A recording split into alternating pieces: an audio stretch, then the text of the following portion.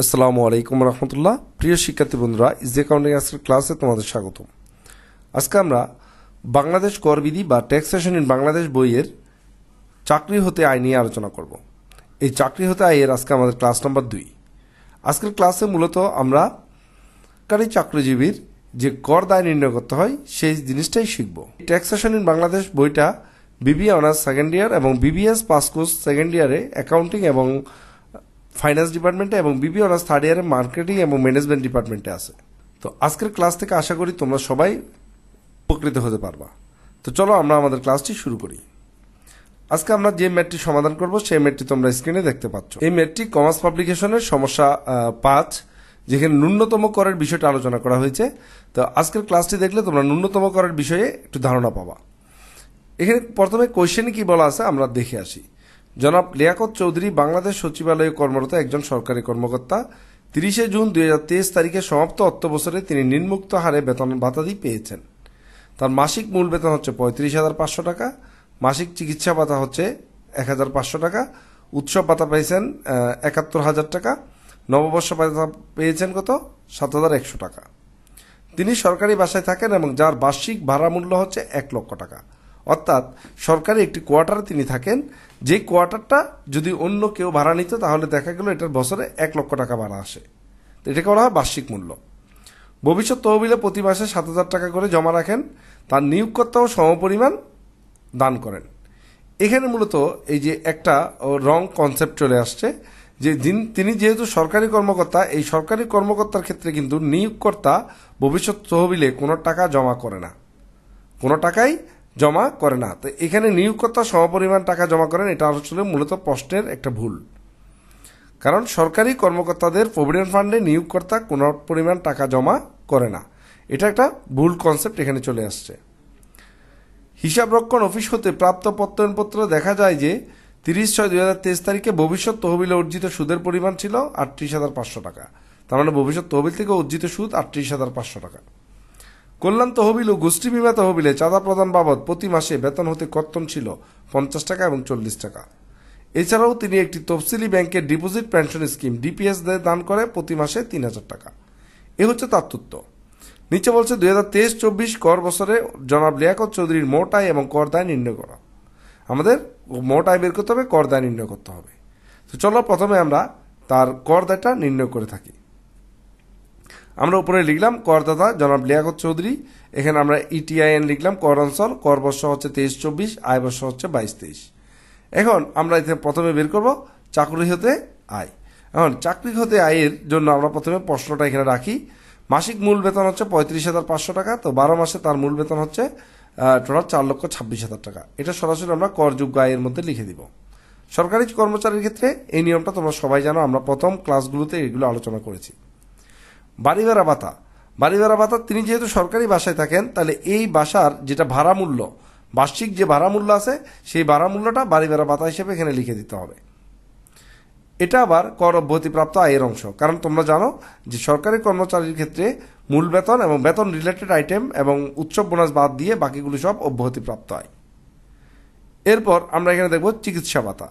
চিকিৎসা ভাতা হচ্ছে মাসে 1,500, তাহলে 12 মাসে হচ্ছে 18,000 টাকা। এটাও কর অব্যাহতিপ্রাপ্ত আয়। তারপর আছে উৎসব বোনাস বা উৎসব ভাতা। উৎসব ভাতা সরাসরি এটা নিট করযোগ্য আয়ের মধ্যে চলে যাবে। উৎসব বোনাস 71,000 টাকা, এটা অব্যাহতিপ্রাপ্ততা আসবে না, এটা আসবে কোথায়, নিট করযোগ্য আয়। নববর্ষ ভাতা আছে 7,100 টাকা। নববর্ষ ভাতা বা বৈশাখী ভাতা, এখানে তোমরা নববর্ষ বা বৈশাখী ভাতা লিখতে পারো, এটা 7,100 টাকা কর অব্যাহতিপ্রাপ্ত আয়ের মধ্যে দিব। এরপর এখানে বলছে ভবিষ্যৎ তহবিলে প্রতি মাসে তিনি 7,000 টাকা জমা রাখেন। তো এটা তার নিয়োগকর্তাও সমপরিমাণ টাকা দান করেন।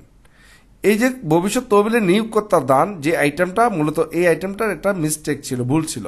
তো এই ভুলটা এখানে লেখা যাবে না যে ভবিষ্যৎ তহবিলে নিয়োগকর্তা দান করে না। সরকারি কর্মচারীতে কোনো নিয়মই নেই ভবিষ্যৎ তহবিলে নিয়োগকর্তা দান করা, এটা বেসরকারি কর্মচারীর ক্ষেত্রে দান করে থাকে। এটা একটা ভুল আসছে, এই লাইনটা তোমরা লেখারই দরকার নেই।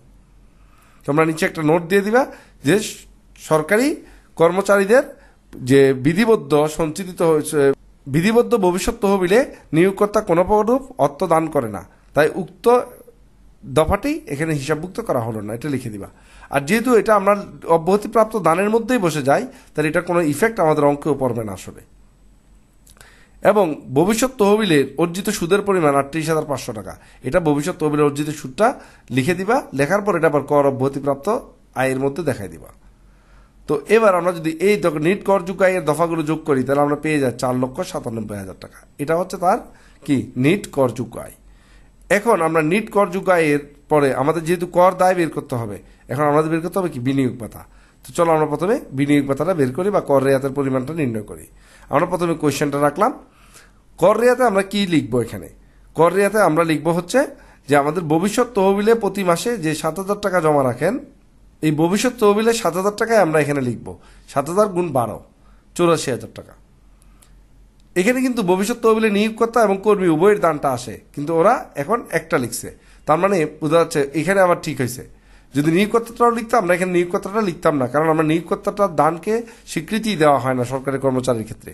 তো এখানে কোনো ভুল করে না, এখানে কিন্তু সিঙ্গেল কর্মীর দানটাই লিখছে। এরপর আমাদের দেখতে পাচ্ছি এখানে কল্যাণ তহবিলে এবং গোষ্ঠী বিমায় চাঁদা দেয় প্রতি মাসে 50 টাকা আর 40 টাকা। তাহলে কল্যাণ তহবিলে চাঁদা 50 গুণ 12 600 টাকা, গোষ্ঠী বিমা হচ্ছে 40 গুণ 12 480 টাকা। আর এরপর তিনি ডিপোজিট পেনশন স্কিমে দান করেন 3,000 টাকা করে। 3,000 টাকা করে ডিপোজিট পেনশন স্কিমে যদি দান করেন 3,000 গুণ 12 মোট 36,000 টাকা। তবে এটা সর্বোচ্চ সীমা হচ্ছে 1,20,000 টাকা। এর বেশি কিন্তু ডিপোজিট পেনশন স্কিমে দান করতে পারে না। যেহেতু এই সর্বোচ্চ সীমা এখনো অতিক্রান্ত করেনি, তাই এখানে এই দুইটার মধ্যে যেটা ছোট সেটা আমরা এখানে লিখে দিব। কারণ মনে রাখতে হবে ডিপিএস দান বা ডিপোজিট পেনশন স্কিমে দান এটা সর্বোচ্চ 1,20,000 টাকা পর্যন্ত করা যাবে, এর বেশি করা যাবে না। এবার আমরা টোটাল মোট বিনিয়োগ পেয়ে গেলাম 1,21,080 টাকা। এটা হচ্ছে আমাদের মোট বিনিয়োগ। এবার আমরা এখানে বিনিয়োগের কর রেয়াতের সীমাটা নির্ণয় করব। কর রেয়াতের সীমা কিভাবে নির্ণয় করব? কর অব্যাহতিপ্রাপ্ত আয়, হ্রাসকৃত কর হার প্রযোজ্য আয় এবং ন্যূনতম কর প্রযোজ্য আয় এরূপ আয় বাদ দিয়ে পরিগণিত মোট আয়ের 3%। তো যেহেতু এখানে কর অব্যাহতিপ্রাপ্ত আয় নাই, হ্রাসকৃত কর হার প্রযোজ্য এরূপ আয় নাই, ন্যূনতম প্রযোজ্য এরূপ আয় কোনো নাই এখানে আমাদের, তাহলে এখানে আমাদের সরাসরি মোট আয় যেটা বের হয়েছিল 4,97,000 টাকা। এই যে মোট আয় বের হয়েছিল 4,97,000 টাকা। এই 4,97,000 টাকার উপর 3% ধরতে হবে 11,910 টাকা। এবং আমরা যে বিনিয়োগ ভাতা বা কর রেয়াতের জন্য যে বিনিয়োগ করেছি সেই বিনিয়োগ ভাতার 15%। কত পার্সেন্ট? 15%। এটাও নিয়মের। মোট 18,162 টাকা। আর সর্বোচ্চ সীমা হচ্ছে 10 লক্ষ টাকা। তাহলে এবার ক, খ, গ এই তিনটার মধ্যে কম কোনটা? কম হচ্ছে 14,910 টাকা। এই 14,910 টাকায় হচ্ছে মূলত আমার কর রেয়াত। তাহলে এখানে কর রেয়াতের পরিমাণ 14,910 টাকা। আশা করি বুঝতে পারছো। এখন আমরা চলে যাব এই 4,97,000 টাকার যে কর দায়, সেই কর দায়টা নির্ণয় করার জন্য। এখন এখানে আমরা কর দায়ের মধ্যে দেখি, প্রথমে মোট আয়ের 3,50,000 টাকা। তাহলে আমাদের টোটাল আয় ছিল কত? 4,97,000 টাকা। তো 4,97,000 টাকার মধ্যে প্রথম 3,50,000 টাকার উপর 0%, আর থাকে কত? 4,97,000 থেকে আর যদি 3,50,000 চলে যায় আর থাকে 1,47,000 টাকা। কিন্তু আমাদের পরের স্টেপটা মনে আছে? পরের স্টেপটা কত? 1 লক্ষ টাকা। তো সেখানে আমরা 1 লক্ষ টাকার উপর 5% ট্যাক্স ধরবো। 5% ট্যাক্স ধরলে আসে 5,000 টাকা। তারপর আর বাকি থাকে কত? 47,000 টাকা। এটা আমরা গত ক্লাসে এই ব্যাপারটা আলোচনা করেছিলাম। এই 47,000 টাকার উপর 10% অর্থাৎ 4,700 টাকা। তাহলে আমাদের মোট কর দেয় আছে 9,700 টাকা। এবার এখান থেকে আমরা কি বাদ দিব? কর রেয়াতের পরিমাণ বাদ দিব। তো আমাদের কর রেয়াত কত ছিল? তো এখানে কর রেয়াত বাদ যাবে কত? আমরা একটু দেখি। কর রেয়াত বাদ যাবে মূলত এই 14,910 টাকা। তাহলে আমরা 14,910 টাকা বাদ না দিয়ে এখানে আমরা কি বাদ দিয়েছি? 4,700 টাকা। এখন কথা হচ্ছে কেন এটা বাদ দিলাম? দেখো এখানে এই যে 9,0700 টাকা থেকে 14,910 টাকা যদি আমরা বাদ দিই তাহলে এখানে কিন্তু কোনো টাকা থাকে না, মাইনাস হয়ে যায়। কিন্তু আমাদের যদি করযোগ্য আয়ের সীমা টাচ করে আমাদের আয়, তাহলে অবশ্যই আমাদেরকে ট্যাক্স দিতে হবে। এখন ট্যাক্সটা দিতে হয় কত? মিনিমাম ট্যাক্স দিতে হয় গভর্নমেন্টকে 3,000, 4,000, 5,000 টাকা। অর্থাৎ যদি করদাতা চট্টগ্রাম এবং ঢাকা এই দুইটা সিটির মধ্যে বসবাস করে তাকে মিনিমাম 5,000 টাকা ট্যাক্স দিতে হয়। আর যদি করদাতা ঢাকা চট্টগ্রাম সিটি কর্পোরেশন বাদে অন্য কোনো সিটি বা বিভাগীয় শহরে থাকে তাহলে তাকে মিনিমাম 4,000 টাকা কর দিতে হবে। আর যদি এই বিভাগীয় শহর বা সিটি কর্পোরেশন বাদে মফস্বল কোনো এরিয়াতে করদাতা থাকে তাহলে তাকে মিনিমাম 3,000 টাকা কর দিতে হবে। তাহলে এখন যেহেতু আমাদের এখানে বিনিয়োগ ভাতা যদি আমরা পুরোটাই বাদ দিয়ে দিই, 14,910 টাকা যদি আমরা বিনিয়োগ ভাতা বাদ দিয়ে দিই তাহলে কিন্তু আমাদের এখানে করটা মাইনাস চলে আসে। তার মানে সরকার উল্টা আমাকে ট্যাক্স দিতে হবে, তাই না? কিন্তু সরকার তো আমাকে ট্যাক্স দিবে না। কিন্তু সরকার আমার কাছে ট্যাক্স নিবে মিনিমাম 3, 4, 5 এই তিনটা ক্যাটাগরির একটা ক্যাটাগরি। এখন এটা ডিফেন্ড করবে কিভাবে, করদাতা কোথায় থাকে। তাহলে আমরা প্রথমে কোয়েশ্চেনটা দেখে আসি। এখানে দেখা আছে জনাব লিয়াকত চৌধুরী বাংলাদেশ সচিবালয়ে কর্মরত একজন সরকারি কর্মকর্তা। তো বাংলাদেশ সচিবালয়ে যেহেতু আছে কোথায়, ঢাকাতে, তার মানে এই করদাতা ঢাকায় অবস্থান করে, তার জন্য তাকে মিনিমাম 5,000 টাকা ট্যাক্স দিতে হবে। এখন 5,000 টাকা ট্যাক্স দিতে গেলে তাহলে স্যার কত পাবে, 5,000 টাকা ট্যাক্স রেখে বাকি যে টাকাটা অতিরিক্ত থাকবে 9,700 থেকে 5,000 বাদ দিয়ে, ওইটাই আমাদের কর ছাড় হিসাবে বা কর রেয়াতের পরিমাণ হিসাবে দেখাতে হবে। এখানে কর রেয়াত যা আসছে পুরোটাই দেখানো যাবে না। তোমাকে কর রেয়াত বাদ দেওয়ার পরে যদি ওই অ্যামাউন্টটা 5,000, 4,000, 3,000 কম চলে আসে, তখন তোমাকে মিনিমাম এখানে 3, 4, 5 রেখে তারপর বাকি টাকাটা কর রেয়াত দেখাতে হবে। কারণ হচ্ছে এখানে ন্যূনতম কর হচ্ছে 3,000, 4,000, 5,000। তার মানে এটা ডিপেন্ড করবে কিসের উপর, এটা ডিপেন্ড করবে করদাতার অবস্থানের উপর। যদি অবস্থানটা উল্লেখ করে না থাকে তাহলে তুমি করদাতাকে টিকার মাধ্যমে যেখানে রাখবা সেখানেই থাকবে। যেমন তুমি যদি বলো, ধরে নেওয়া হলো করদাতা ঢাকা চট্টগ্রাম সিটি কর্পোরেশনে থাকেন, ঠিক আছে, ঢাকা বা চট্টগ্রাম সিটি কর্পোরেশন থাকেন, তাহলে 5,000 টাকা রাখবা নিট কর দেয়।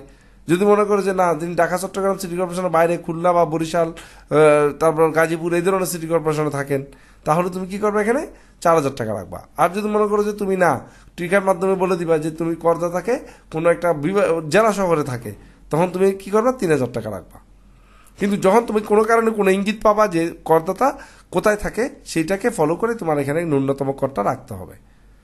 তো আশা করি তোমরা এই ম্যাটটা বুঝতে পারছো। ধন্যবাদ সবাইকে আমাদের সাথে থাকার জন্য।